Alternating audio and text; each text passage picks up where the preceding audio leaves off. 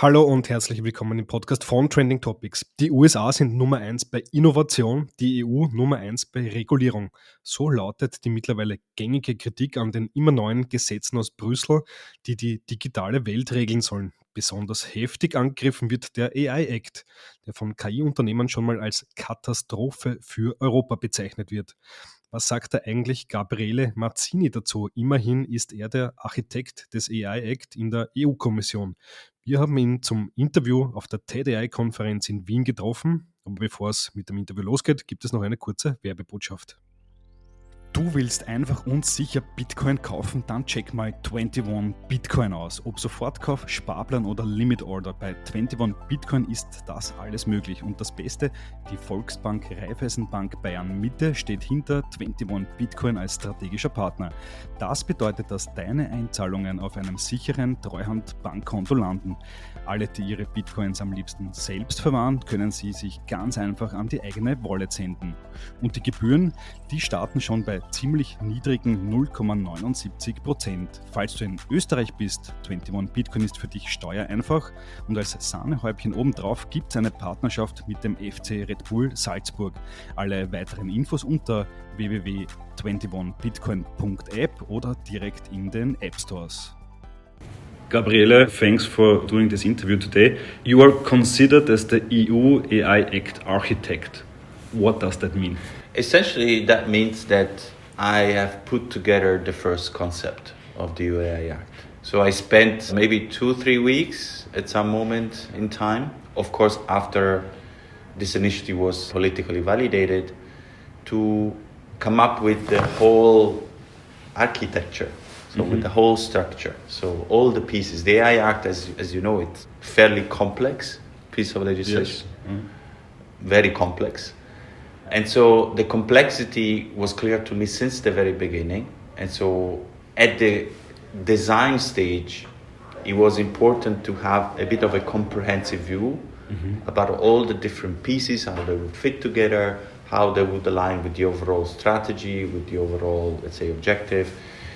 And so in that sense, it's a kind of an architectural effort to put it all together with then all the pieces, because it was just a concept essentially. I drafted a concept note, maybe 20 pages or so.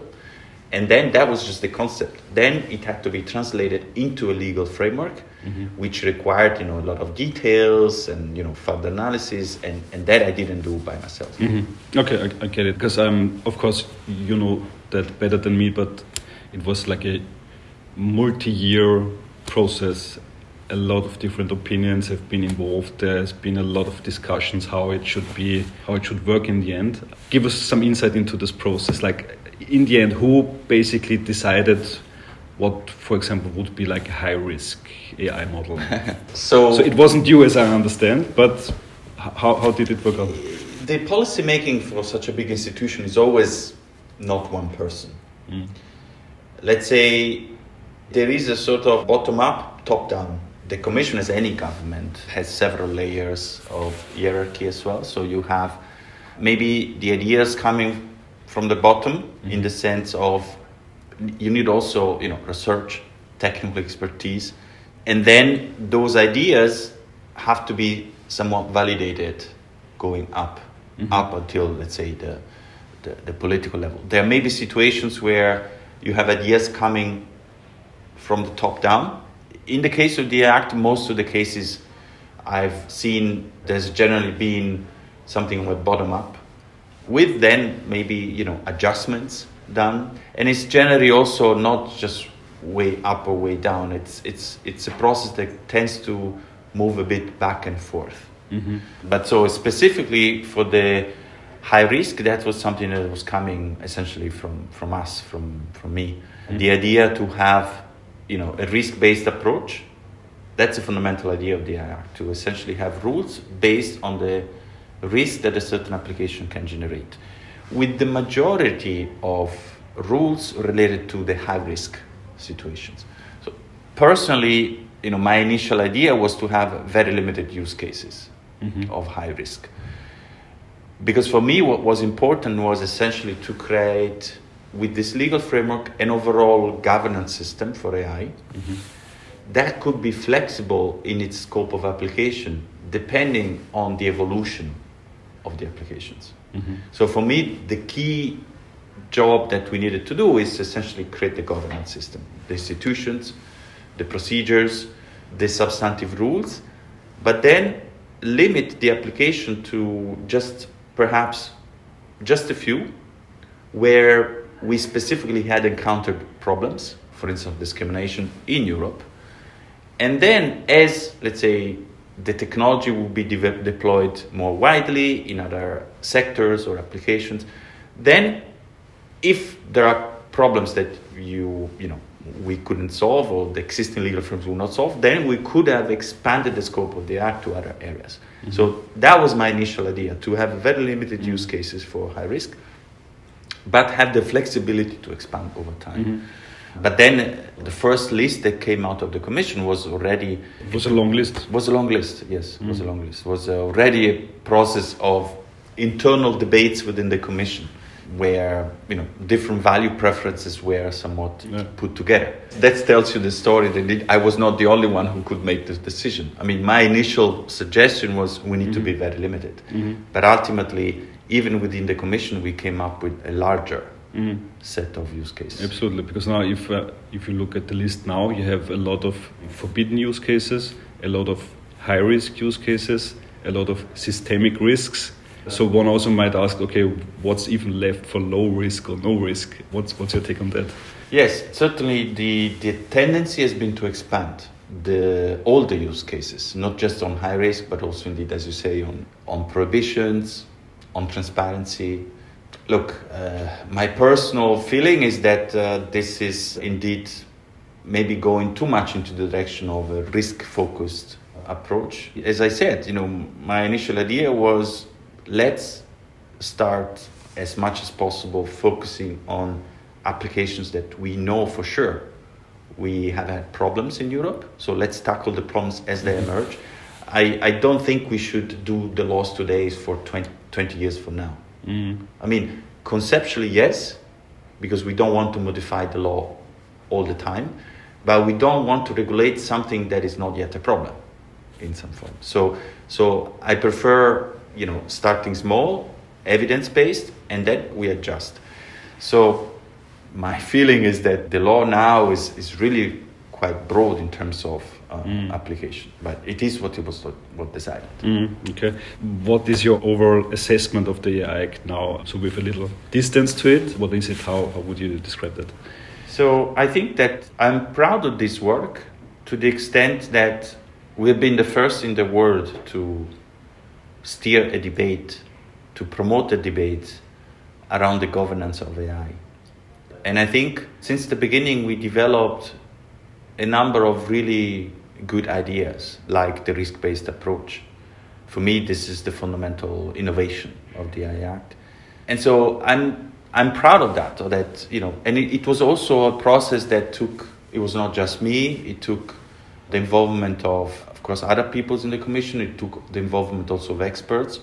So ultimately, the AI Act is the result of a process that started in 2018 with the appointment of a high-level expert group. Plus, then they developed these ethical guidelines. Then we had the white paper on AI with a large consultation. So I think the AI Act puts it all together in some form. And I think signaling that AI governance deserved public policy attention, in my view, was the right message to give. The part that I'm, let's say, a little bit more concerned is the actual putting into practice of this framework, which, as you pointed out correctly, it has expanded, it has become more complex, and therefore may generate the type of uncertainty that legal frameworks should prevent. So the goal of the AI Act is twofold. So it's preventing and avoiding risks, but at the same time also supporting innovation. In a way, that's part of the philosophy. We want beneficial innovation. If a legal framework is very complex, then it's a challenge for companies to adjust. Yeah, I see. But you also, I think you have stated in an interview that basically the AI has set the bar too high. And a lot of companies during the process, after it was verified in the EU Parliament, they said, okay, that will hinder innovation in Europe. What's your take on that? That's a bit like what I was trying to say, that if you regulate a technology like AI, which can have different uses, and it's still, if you want, it's true that there are certain very powerful actors, but it's still somewhat a market that is not yet mature. It's still evolving, especially when it comes, for instance, to generative AI. So I think that if you set the bar of the regulation very high, so you put companies at the obligation to face certain compliance costs. Mm. And the higher those compliance costs, the more difficult it will be for small actors to comply. And therefore, you essentially give an advantage to those actors who have the capabilities to deal with those compliance costs. So that was the concern that I expressed at that time. And it's a policy decision, but I think we need to be aware of the consequences somehow. What will be the consequences? I mean, you can see that some US companies like Meta or Apple didn't launch new AI products in Europe because they are afraid that they won't be able to comply with AI Act rules. To be honest, that decisions are not necessarily related to the AI Act. Mm-hmm. They are more related to privacy regulation and to the Digital Markets Act. Mm-hmm. So those specific choices are not necessarily linked to the AI Act per se, although they are linked to AI-based products. But it's about the training with personal data, mm-hmm. or it's about the obligation to disclose certain features of their internal, let's say, product. So there has been some confusion, I have to say. But in a way, this also signals exactly this relationship between regulation and innovation. So to the extent you have a number of regulatory frameworks that each of them creates certain safeguards, at the same time the safeguards is also a limitation for a way for companies to do business. Now, we may still want to avoid those limitations because we believe, we don't want certain applications, or we don't want certain use of the technology.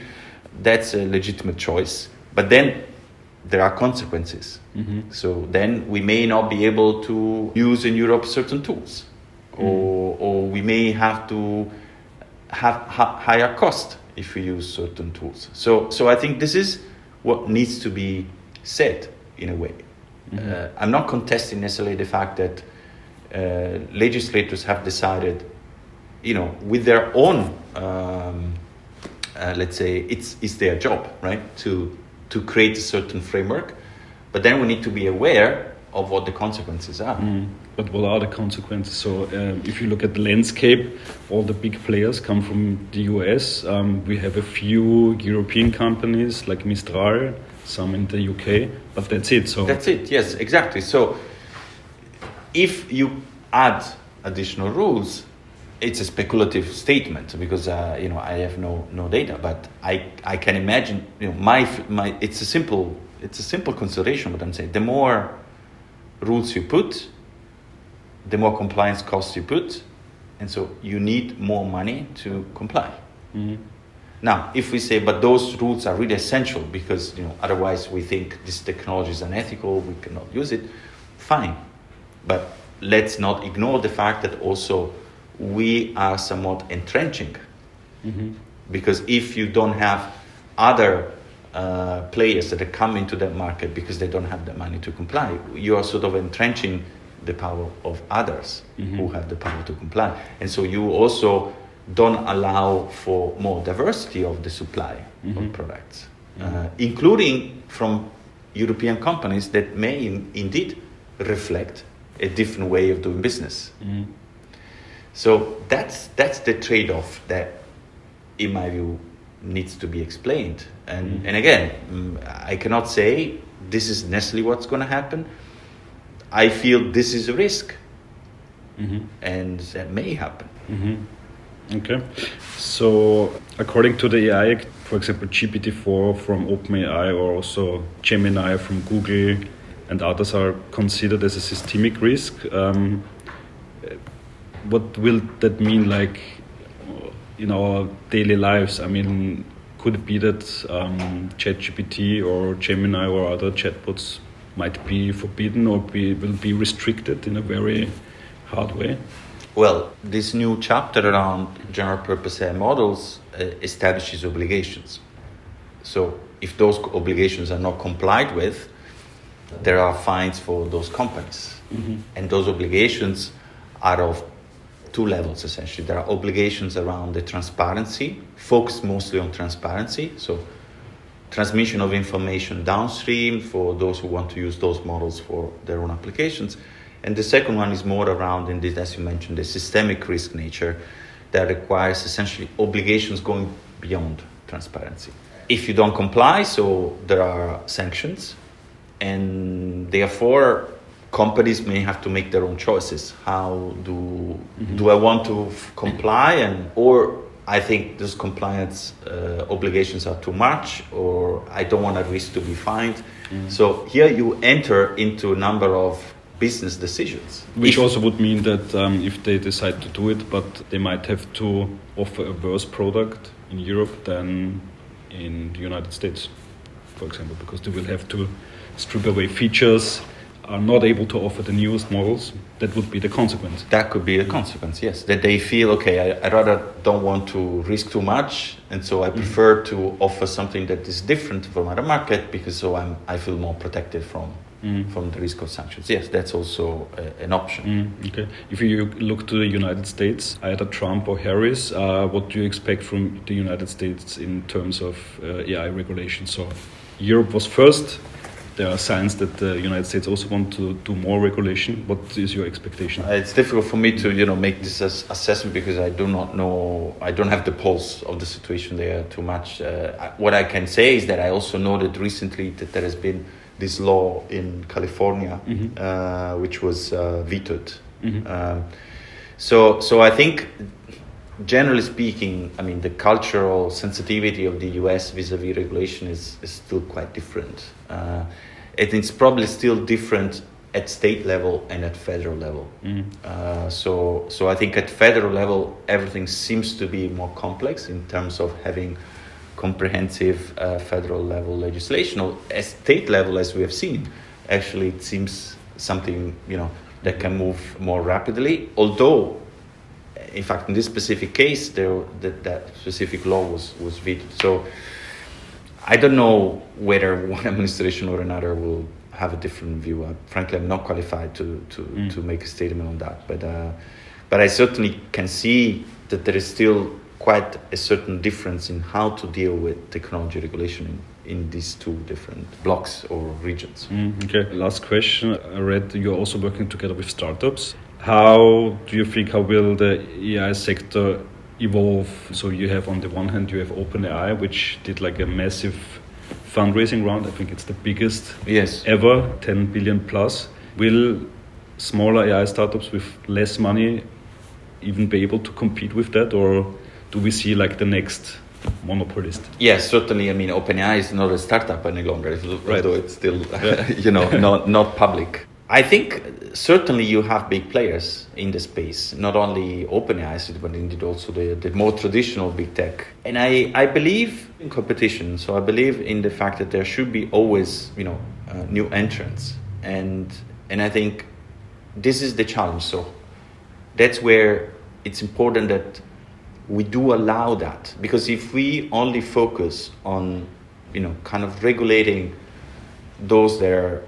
already big, are already powerful, which there may be good reasons for regulating that, but that's why we have tools like competition law, or that's why we have tools like the Digital Markets Act, or even the Digital Services Act, which has, a different set of obligations depending on the number of users for platforms. Then the risk, if you only focus on that, is that we are going to set the bar too high, and therefore smaller actors will not be able to. Absolutely. And the only way to actually try to counter market forces that may have concentrated for certain powerful actors is actually to allow everybody to compete. And of course, regulation have to also be to be honest, it's not the only, let's say, it's not because we have rules that's the only problem why we don't have startups. Of course, especially in Europe, I think there are other questions around, financial markets, around venture capital, around, harmonization of other laws that make business easier. So we cannot certainly say, if startups are struggling, it's because tech regulation. So it needs to be comprehensive, but certainly, these are all pieces that can contribute to a thriving or not thriving startup ecosystem, in my view. So I think we need to look as well also at the impact that potential the regulation could have. Although it's not the only reason why, startups may not be thriving like in other parts of the world. Yeah, but I've seen like in the last months, especially European entrepreneurs are making fun of the European Union. They always claim like US is a leader in innovation and Europe is a leader in regulation. They also claim that they have to take in consideration like 100 plus tech laws, tech regulations, and a lot of them they leave for the United States or other places. Yeah, that's. I think this is a fact. This is a reality, and this is exactly what I'm concerned about. Do you think like Europe should like stop being that regulative? I mean, you just named DMA, DSA, GDPR, AI Act, MiCA, so on and so on. Every new year you get a new big regulation in place. It's not for me to say in a way because I cannot speak on. I don't speak on behalf of the European Commission now. I speak only as a normal citizen, and my feeling is that what we have in place now is way more than enough. And the goal now moving forward should be to really streamline what we have.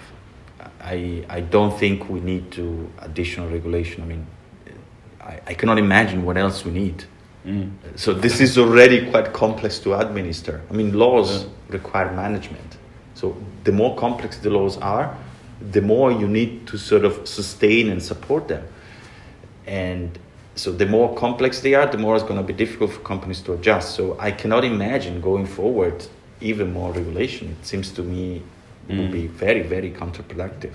So the goal going forward should be to actually make sense of what we have, which is already quite a complex exercise. And I don't think it will be easy, but the focus should be on that, to actually, or even simplify, even moving towards the simplification of what we have.